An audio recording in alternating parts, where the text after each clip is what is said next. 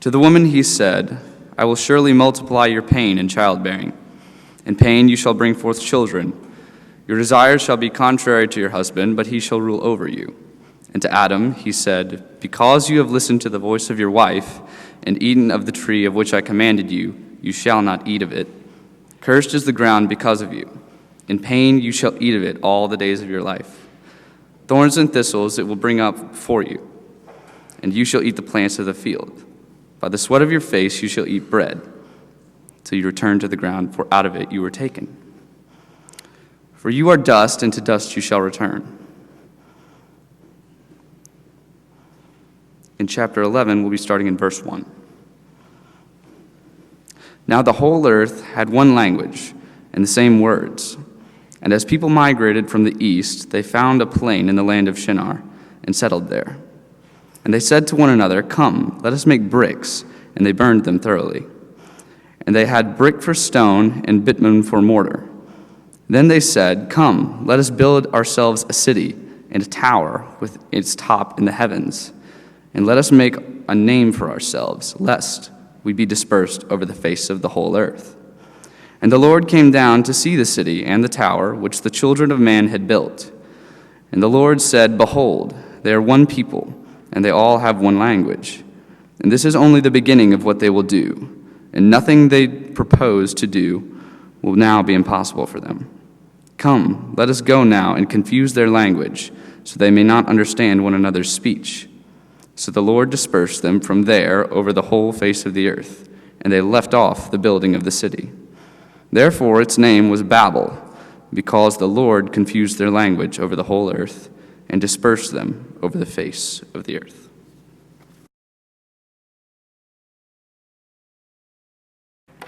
Last week I told you about my work in a factory called National Vulcanized Fiber, where they made fiber tubes. And my job was as a tube roller, where I had to cram a steel mandrel in these big tubes, cram it down in and run it through this machine that had 3 holes and a wheel. And so as you might imagine, the idea was to elongate the tube and make it perfectly straight on the inside where the mandrel was. And so to do that, you had to go through the loose hole, open that up, tighten that down a little bit, run it through again, tighten it down again, run it through again, open it up, run it through the medium hole, run it. You had a series of passes you had to give to the tube. And those passes were mandated.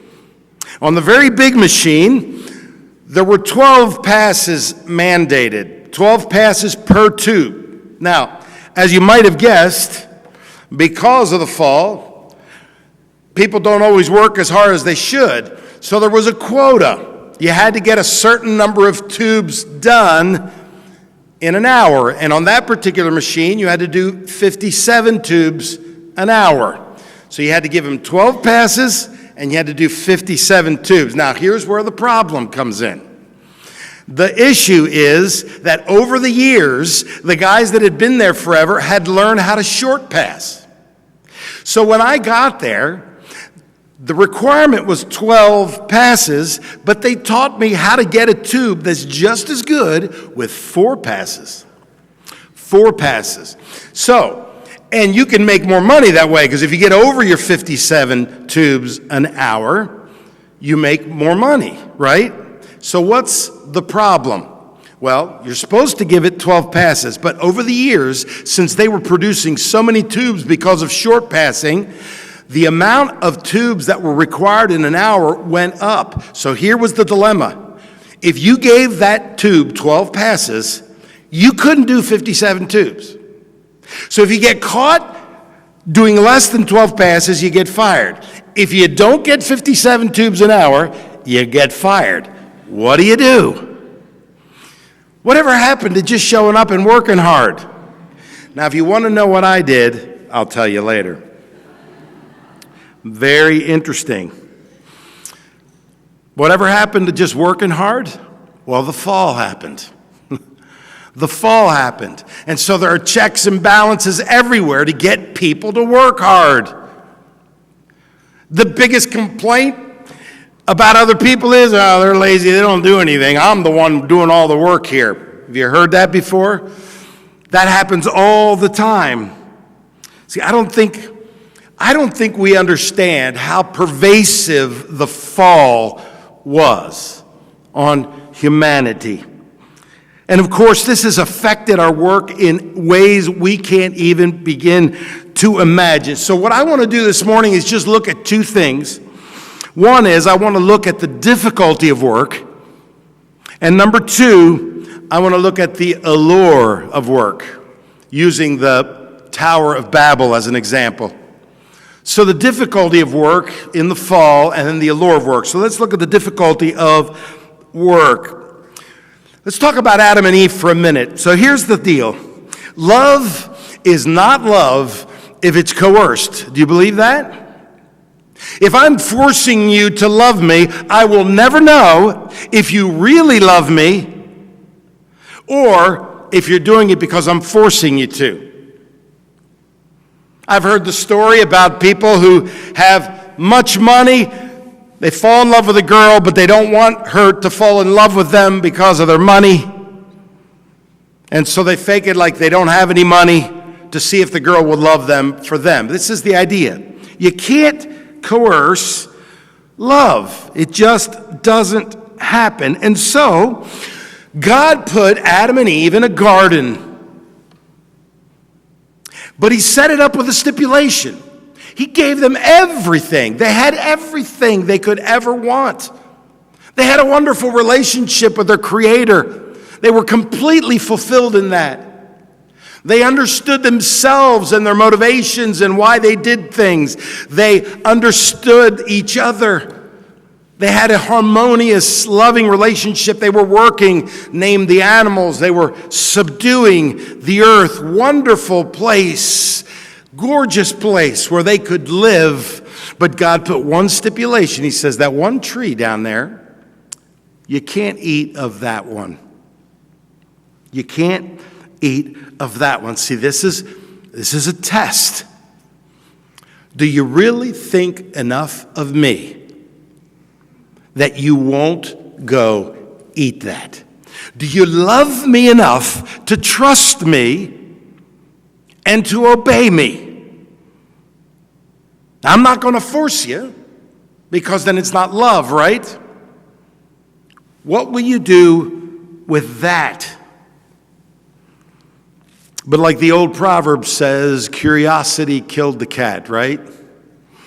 And Satan comes to Eve in the form of a serpent, and he puts doubt in her mind about what God has said. He says, you're not going to die, because God had said, if you eat of that tree, you will surely die. And so Satan puts the doubt in there. You're not going to die, right? God is just worried. He doesn't want you to go eat of that tree because he knows then you'll have all the knowledge that he has. You'll basically be like him. He is afraid, and so he has said all this gobbledygook up saying you're going to die. That's just not true. Isn't that the way the enemy works all the time? He will always push you to do the self-centered thing. Always push you to do the self-centered thing. And so disaster struck. Eve ate, and she gave some to Adam, and immediately they knew something had gone wrong. Something went wrong right them. For the first time, they felt dirty. For the first time, they felt guilty. They felt naked. They felt ashamed. And there was no going back. You couldn't put the genie back in the bottle. There was no way to do that. And this began the long saga of what is way too prevalent in our world. The effects of that major miscalculation were pervasive, so that the relationship with God was broken. They ran off. They were hiding from him. They didn't want to be in his presence. Too holy. They felt dirty. Suddenly, they didn't understand themselves very well. They ran and put these fig leaves together, thinking that somehow that was going to cover their shame or their guilt, if they could just hide behind these things. They didn't get what the issues really were, did they? And then they didn't get along with each other. They began to blame each other. Adam blamed Eve, or he blamed God. Really, the woman you gave me to eat. And then Eve blamed the serpent. And this is how it began. And there is nothing new under the sun. This is still the way the human race operates over and over and over again. And so God cursed the ground, or he put a curse. Well, he cursed the serpent, said you would crawl from now on. He cursed the woman, saying that she would have pains in childbirth. And then he cursed the earth, saying that briars and thorns would come up, and it would be very, very difficult to make a living. Do you wonder why your work is so hard? It doesn't always come together like it should. Things can be going great one day, and then suddenly disaster strikes. You're only 1 minute away from something bad that could happen. I think about the collapse of the stock market in 2008. The bubble of the housing market had grown bigger and bigger, and from one day to the next, the stock market crashed, and people lost fortunes all over the place. Who knew? Who could have predicted it? Well, there's a movie out about it that somebody did, but nobody else knew. Maybe your work is going well, but you're only a moment away from a very big difficulty. It seems like work is just solving problems over and over. That's because of the fall. Because the fall was absolutely pervasive, affecting every single relationship, affecting the way we do things, and it's difficult to make a living. And yet we pour ourselves into our work as if it was the center and the most meaningful thing in our lives. If we could just work a little bit more, then life would get better. If we could just do this better, make a little bit more money, life would be good. We have poured a lot of our energy into thinking that this is the solution to our problems, but it's a massive lie. He's twisted what is a God-given mandate for our good, that we should be fruitful and subdue the earth, and he's convinced us that our work is central to who we are, giving us ultimate meaning in life. I don't think we have to look far to see that. We have identified with what we do. It doesn't mean necessarily that you're out earning a job or earning money in a job. We identify with what we do. We all tie ourselves to these things. Could be raising your kids. You've identified yourself as a good parent. See, we identify with the things that we do. Robin Williams' suicide in 2014 was devastating to the people around him and to many people the world over. It came at the end of a very long decline in his life. There's a new biography out by Dave Itzkoff that talks about Robin's decline. It says that in the months before his death, he faced great challenges, both professionally and personally. His film career had stalled, it says, and his comeback sitcom, The Crazy Ones, was failing to find an audience on CBS. He was still harboring guilt about his divorce from Marcia Garces, his second wife and mother of his two children, and adjusting to life with his new wife, Susan Schneider, whom he married in 2011. So what he tried to do was what he had always done.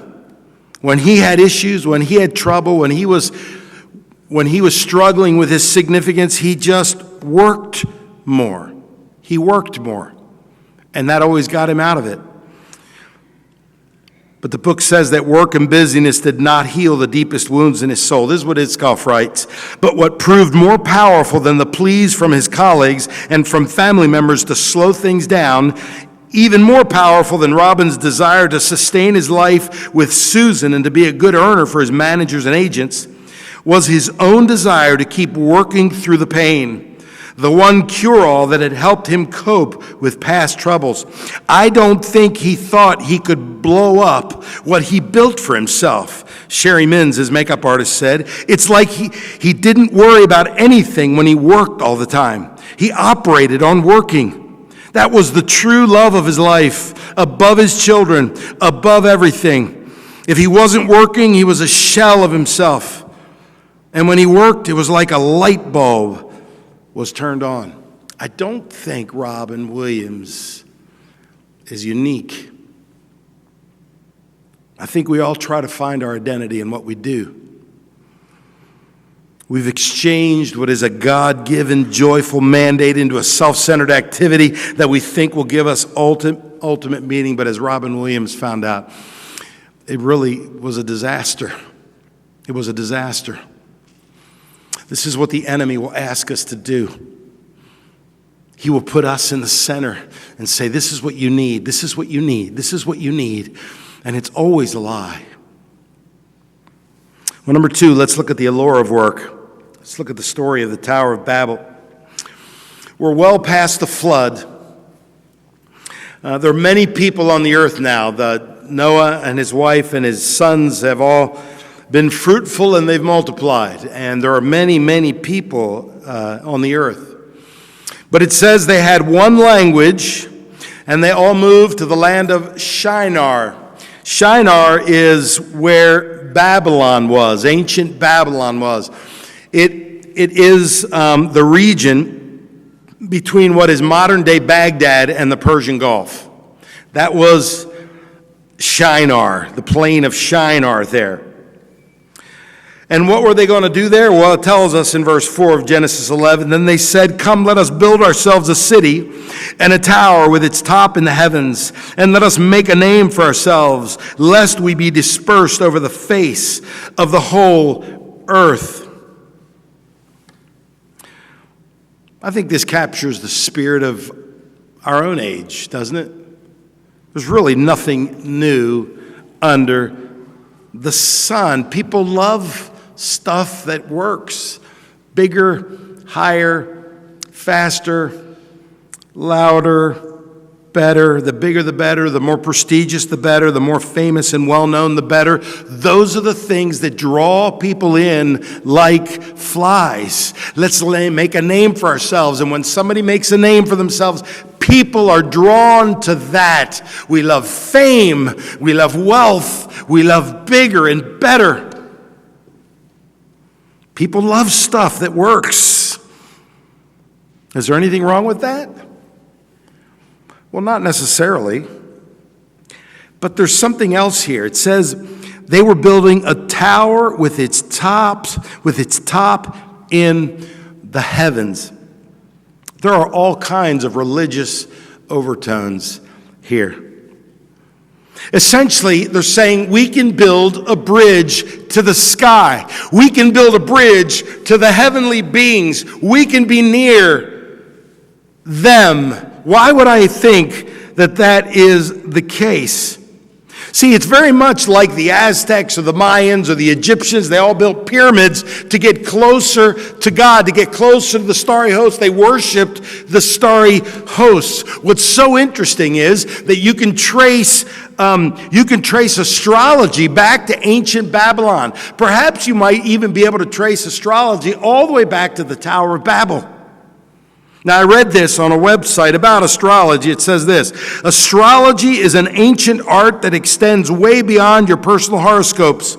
The movement and positions of celestial bodies can have a profound impact on your love life, work life, and everything in between. Understanding the patterns of the universe gives you the insight you need to navigate life. So astrology is really nothing more than the worship of the stars and aligning our lives to that, or the planets. So what is the bottom line, and what is wrong with the Tower of Babel? Well, the bottom line is when they say, let us make a name for ourselves. See, this is the lie, and it's the allure of the enemy. Bigger and better will be better because you will build a name for yourself. You will be important. Who of us doesn't want to do that? It doesn't feel good to not be important. It doesn't feel good to not be a popular one. It doesn't feel good when people don't seek you out. That doesn't feel good. It feels way better when you're popular and you're big and you're famous and your name is out there. That feels good. That is the result of the fall, and that is the lie of the enemy. It's the lie of the enemy towards us. And what he does every time is take a good work project, take a good thing in our lives, and convert it into something that gives me ultimate value. So if I can get recognition in my work, I pour myself into that. I identify with my work because that gives me ultimate value.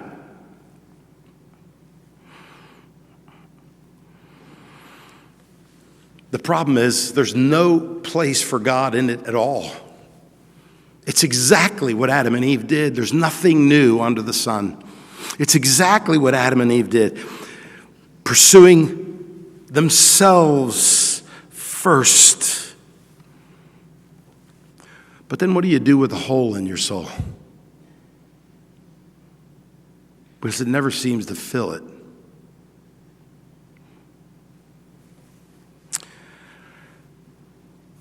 From Preaching Today, it's a website, comes this. It says, does wealth, fame, and success fill the emptiness in the human heart?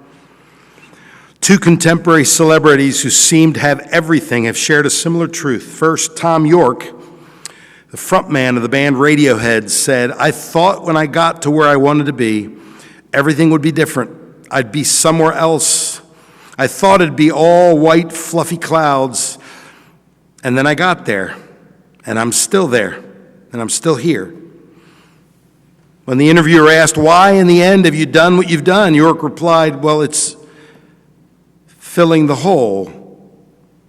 That's all anyone does. Well, what happens to the hole? The interviewer said. And after a long pause, York said, it's still there. More recently, when NBA superstar Kevin Durant was asked about his spike in technical fouls and ejections, Durant said, it's just my emotions and passion for the game.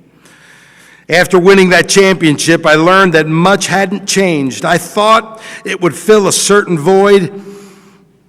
It didn't. It didn't. This is exactly what the writer of Ecclesiastes was saying, but he gives it a very compelling reason why this type of thinking is absolutely meaningless. In Ecclesiastes 2:18, I hated all my toil, in which I toil under the sun, seeing that I must leave it to the man who will come after me. And who knows whether he will be wise or a fool? Yet he will be master of all for which I toiled and used my wisdom under the sun. This also is vanity. So I turned about and gave my heart up to despair over all the toil of my labors under the sun. Because sometimes a person who has toiled with wisdom and knowledge and skill must leave everything to be enjoyed by someone who did not toil for it. This also is vanity and a great evil. What has a man from all the toil and striving of heart with which he toils beneath the sun? For all his days are full of sorrow, and his work is a vexation. Even in the night his heart does not rest. This is also vanity. I wonder if Vladimir Putin got the message where he just proposed sweeping changes to their constitution so he could be the ruler for life. What happens after that? What happens after that? Speaking to a secular audience on MSNBC's Morning Joe show, Tim Keller offered the following advice on work, careers, and success. When you make your work your identity, If you're successful, it destroys you because it goes to your head. If you're not successful, it destroys you because it goes to your heart. It destroys your self-worth. So work is a God-given activity that gives us satisfaction, but only if we are on mission for Him, being fruitful and subduing the earth. Otherwise, it's too frustrating. The curse is too strong. It'll never fill the hole. Why? Because at the next turn, there's going to be another issue, and then there's going to be another issue, and then there's going to be another issue, and it's going to be hard, and it's going to be difficult, and it's going to be hard to make a living. It's just there over and over and over again. And if your focus is on that, then your joy will be stolen all the time because it never goes exactly right. So what do we do about it? Well, I'm intrigued by the story of the Tower of Babel.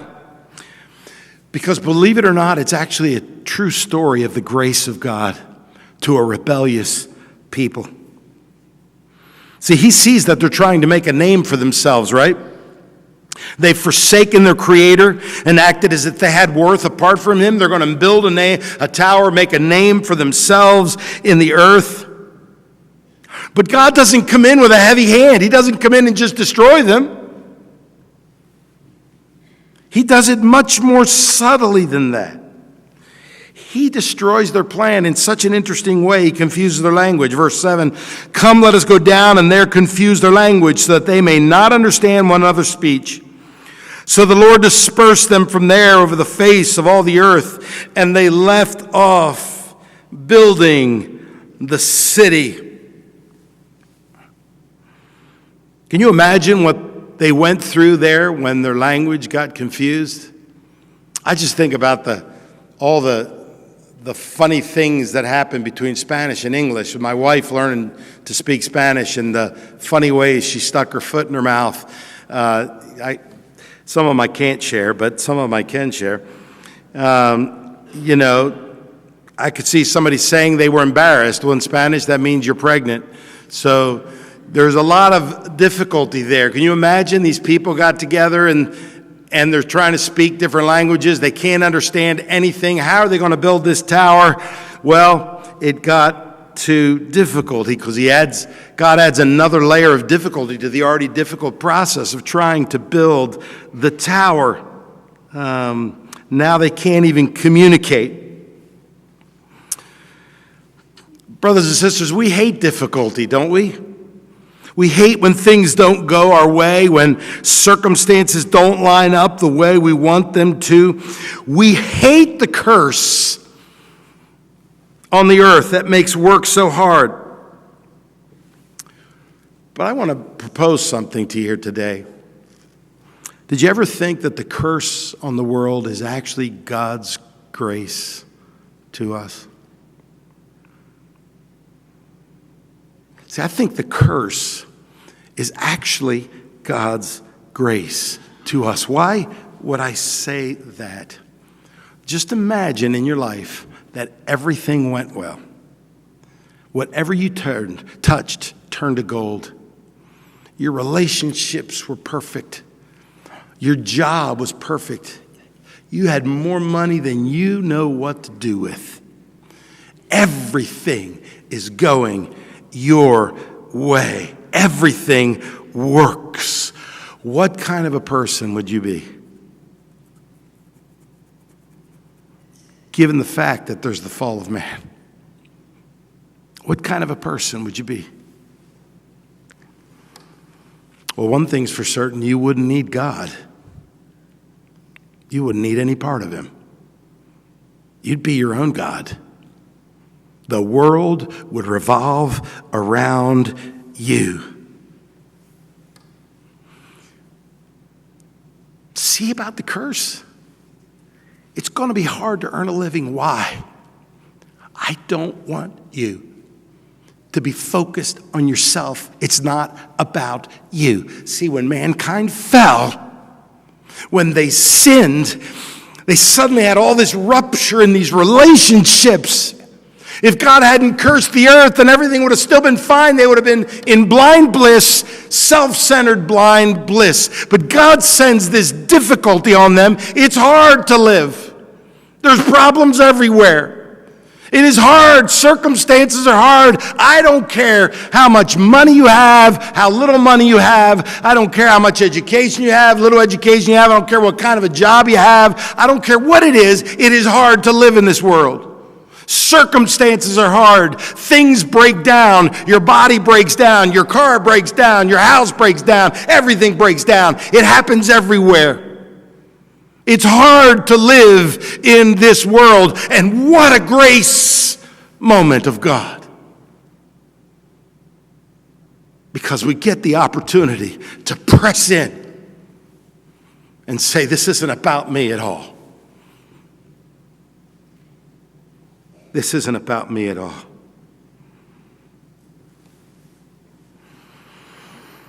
Well, so how can we have this vision in our lives to see difficulties? That the difficulties in our lives are from the hand of God. That He's not just someone who's aloof, watching us, sending us hard things in our lives. I love the way the Jesus Storybook Bible puts it. I don't know if you've seen that Bible for kids, but it talks about the story of Babel, and it says this: God knew that however high they reached, however hard they tried, they would never get back to heaven by themselves. People didn't need a staircase, they needed a rescuer. Because the way back to heaven wasn't a staircase, it was a person. People could never reach up to heaven, so heaven would have to come down to them. See, that's just the story of the Bible. It's the entire story of the Bible. It's how God Himself came not to destroy, but to save. Not to make people moral, but to make people new. Not to condemn, but to justify. Not to wag His accusing finger at you and tell you you're not doing the right thing, but to say, come unto me, all you who are heavy laden, and I will give you rest. He didn't come to give us difficulty for difficulty's sake, but to get us to throw ourselves with everything that we are on His grace. Jesus came and He paid the price for us on a cross. He knows what difficulty is. He suffered indignity, and He suffered more dignity or more difficulty than you and I will ever suffer.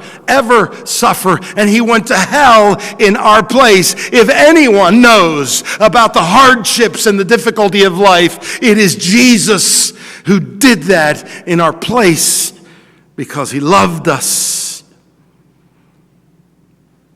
so that we would find our identity in Him and not in the stuff that surrounds us and in our work.